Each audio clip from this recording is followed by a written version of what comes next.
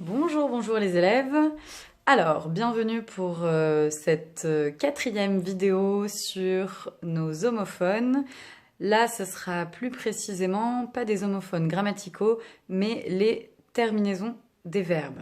Des terminaisons qui posent énormément de problèmes, même quand on est adulte, et que je vous corrige en permanence. Je vous ai déjà parlé de la règle plein de fois en classe. Mais c'est normal, on continue à faire des erreurs dessus. Alors cette fois, on va essayer de fixer la règle ensemble et de ne plus faire d'erreurs sur les terminaisons en « et ». Je vais donc vous demander cette fois, puisqu'il n'y aura pas de cours à recopier ou d'exercices à faire, tout va être dans la vidéo, mais je vais vous demander de prendre une feuille et d'écrire un titre, déjà, les terminaisons en « et ». Donc le son « et », toutes les différentes façons d'écrire le son « et » à la fin d'un verbe. Évidemment, n'hésitez pas à faire des pauses dans la vidéo, puisqu'à chaque fois, il y aura quelques petites phrases à recopier avec des exemples et des règles. Je ne vais pas m'arrêter pendant 1 minute à chaque fois, mais vous pouvez toujours faire des pauses chez vous. Ah, c'est une bonne idée, madame, qu'il n'y ait pas d'exercice à faire. Merci. Oui, Gazelle, j'ai bien vu que ça te posait problème d'écrire des phrases en entier. Donc cette fois, tout va être en direct et il y aura un peu moins de choses à recopier, mais je vais vous demander quand même de bosser puisque vous allez avoir plusieurs phrases qui vont être dictées à la fin de cette vidéo avec la correction en live à chaque fois. Donc je vous demanderai de bien écouter les règles, de bien les noter et ensuite de ne faire aucune erreur dans les quelques petites phrases que je vais vous dicter. C'est parti, donc vous avez normalement votre feuille, votre stylo, avec marqué les terminaisons en « et » en grand titre, donc de la couleur que vous voulez, avec les décorations que vous voulez. Et c'est parti pour les explications. Alors, voici une phrase à peu près qu'il y avait dans la dernière dictée. Donc la dernière dictée qui était sur les homophones de C. Elle s'est dit qu'elle allait préparer un dîner. Vous aviez ça à écrire et ça a souvent posé problème. Oh, madame, vous avez fait des erreurs dans votre phrase. Ah, merci Oyana, il y en a qui suivent. Donc effectivement, ça c'est ce que j'ai pu voir dans les dictées. Alors sur le coup, c'était pas très grave puisque la dictée était sur les homophones de C, mais on a quand même 2 grosses erreurs à corriger ici. J'espère qu'il y en a au moins une sur les 2 qui vous pique les yeux. On va les corriger ensemble. C'est parti. Donc la première, évidemment, c'est cette terminaison problématique du verbe aller. Ici, c'est elle allait, donc c'est le verbe aller à l'imparfait. On ne peut pas l'écrire comme un infinitif, il faut bien le conjuguer à un imparfait. Donc elle allait a été. Ça, normalement, vous deviez le voir. Après, la deuxième, elle est apparue de nombreuses fois et c'est vrai qu'elle pose très souvent problème. On a ici un petit souci avec la terminaison de préparer. Préparer, ici, elle allait préparer, on ne peut pas mettre une terminaison en « et ». Alors, qu'est-ce qu'on va devoir mettre à la place? Madame, je crois que ça dépend de ce qu'elle allait préparer comme dîner. David, mais où est-ce que tu étais encore? Où est parti ton esprit? Reviens parmi nous, David. Redevenons sérieux. Donc ici, elle allait préparer un dîner. Il fallait bien mettre l'infinitif avec un ER. Et nous allons tout de suite expliquer pourquoi, et notamment la différence entre la terminaison en « et » et la terminaison en ER. Alors, la terminaison en ER, vous le savez, c'est celle des verbes qu'on appelle en général les verbes du premier groupe. Tous les verbes qui se finissent en ER, donc manger, parler, aimer, danser, chanter, etc. C'est quand le verbe est à l'infinitif, c'est-à-dire quand il n'est pas conjugué. Entre guillemets, comme s'il était tout nu. On ne lui a pas donné ses habits de conjugaison, il est tout nu, il est à l'infinitif. Donc, on a l'exemple « elle veut manger ER » et « nous allons parler ER ». Madame, on écrit ça? Oui, tout à fait, Benjamin. Merci beaucoup d'avoir posé la question. Ça, c'est le cours. Donc, en dessous de votre titre, les terminaisons en « et ». c'est la première partie du cours. Vous prenez les couleurs que vous voulez, les surligneurs que vous voulez, tant que c'est joli et que vous comprenez. Donc, les terminaisons en ER, c'est un infinitif. Et pour savoir si on doit utiliser un infinitif ou pas, il existe une solution très simple, c'est de le remplacer par un verbe du troisième groupe. Donc moi, je vous suggère d'utiliser le verbe mordre parce qu'il va pouvoir être utile dans toutes les situations. Donc, je remplace par le verbe mordre et je me rends compte que c'est bien l'infinitif. Par exemple, ici, il veut manger, je ne sais pas, manger ER et je remplace manger par mordre, ça donne il veut mordre. Donc je sais que c'est un infinitif, donc il va devoir prendre un ER.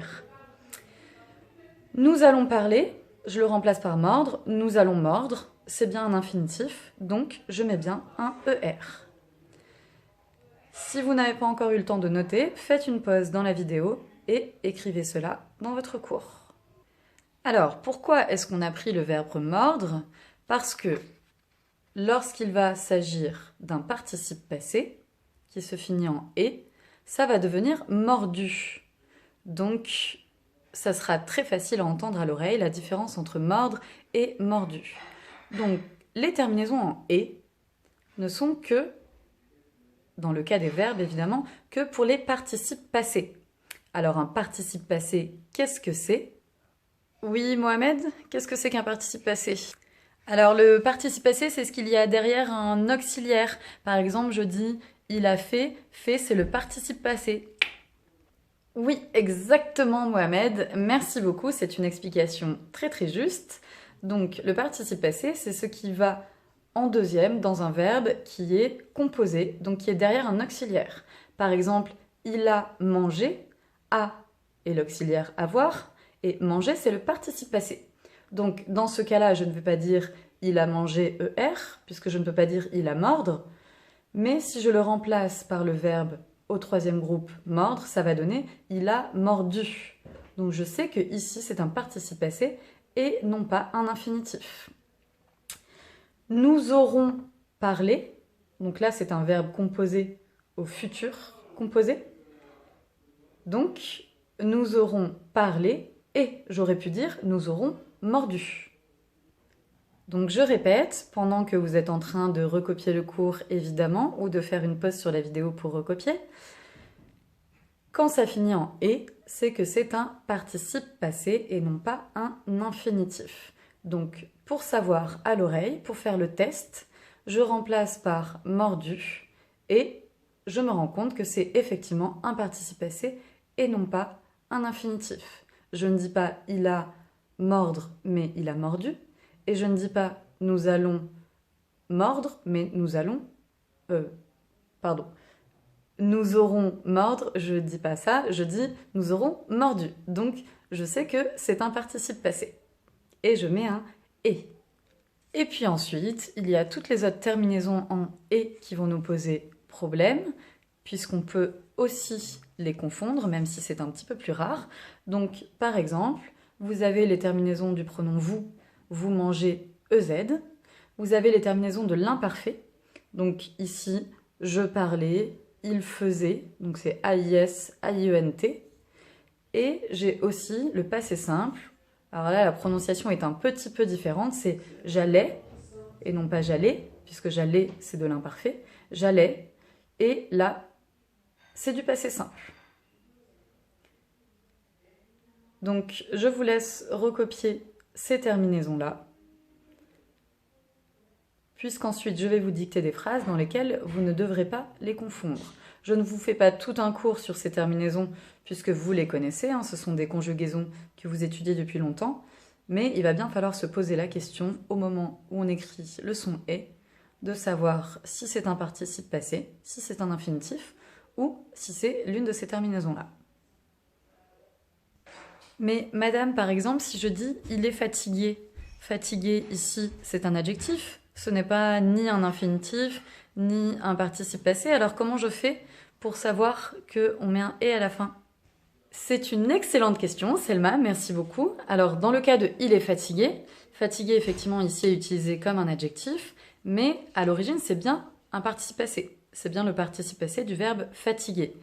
Si je dis par exemple le vase tombé à terre, tomber ici est un adjectif pour décrire le vase, mais à l'origine c'est le verbe tomber, c'est bien un participe passé. Donc ça va s'écrire à chaque fois avec un et.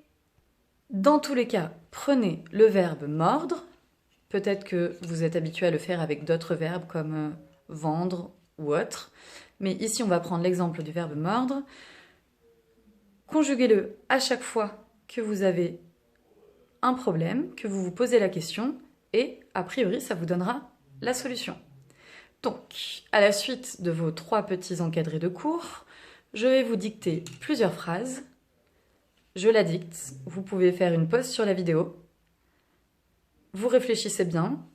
Il va y avoir aussi des homophones qu'on a vus juste avant, donc réfléchissez à chaque mot de la phrase. Elles sont très courtes, mais pas forcément très simples. Et ensuite, on fait la correction ensemble. C'est parti? Allez, go! Allez, première phrase. Son oncle m'a parlé. Son oncle m'a parlé. Faites une pause dans la vidéo, réfléchissez bien à l'orthographe de son et à la terminaison de parler. Et je vous montre la correction tout de suite. Donc ici, on avait bien le son qui est un déterminant possessif, son oncle à lui, donc SON, m'a parlé, je pouvais dire m'a mordu, donc c'est bien un participe passé, et c'est un et. Phrase suivante, je veux manger. Ça, c'est quelque chose que vous connaissez. Je veux manger. Attention, je vous montre la correction. Faites bien une pause si jamais vous n'avez pas encore fini d'écrire. Je veux manger. Je peux dire je veux mordre. Donc, c'est un infinitif. Donc, ER. Prenez bien la correction, puisqu'à la fin, vous m'enverrez une photo avec toutes les phrases corrigées. Phrase suivante. Tu es disposé à t'en aller? Point d'interrogation. Tu es disposé à t'en aller? Point d'interrogation. Sachant que le tu ici est féminin, on parle à une femme. Tu es disposé à t'en aller? Point d'interrogation. Donc, voici la correction. Tu es, évidemment là c'est l'homophone ES puisque c'est avec tu. Tu es disposé. Ici, disposé, c'est le participe passé du verbe disposer. Je peux dire tu es mordu. Et comme c'est une femme, tu es disposé et eux. Donc disposé à t'en aller, j'aurais pu dire tu es disposé à mordre, donc c'est un infinitif. On écrit ER. Phrase suivante, il s'est trompé. Il s'est trompé. Faites une pause dans la vidéo. La correction arrive. Attention, elle arrive, elle arrive, elle arrive. Il s'est trompé. J'aurais pu dire il a mordu. Ou il s'est mordu d'ailleurs. Et c'est bien entendu S''EST puisque j'aurais pu dire je me suis trompé. Donc on ne l'écrit pas autrement. Phrase suivante, ses devoirs. On fait attention à ces devoirs sont envoyés.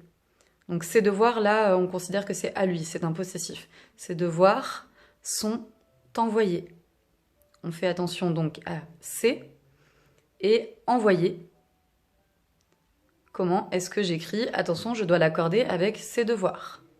Donc ça donne ses devoirs SES, puisque ce sont les siens, sont SONT, puisque c'est le verbe être, envoyer, et S, puisque ce sont les devoirs qui sont envoyés, et j'aurais pu dire ces devoirs sont mordus.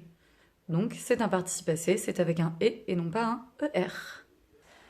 Phrase suivante, il est interdit de s'excuser. Il est interdit de s'excuser, on fait attention à l'homophone et ça donne la correction, il est EST, interdit de s'excuser, parce que j'aurais pu dire il est interdit de mordre, Donc, c'est un infinitif. Il est interdit de s'excuser, ER.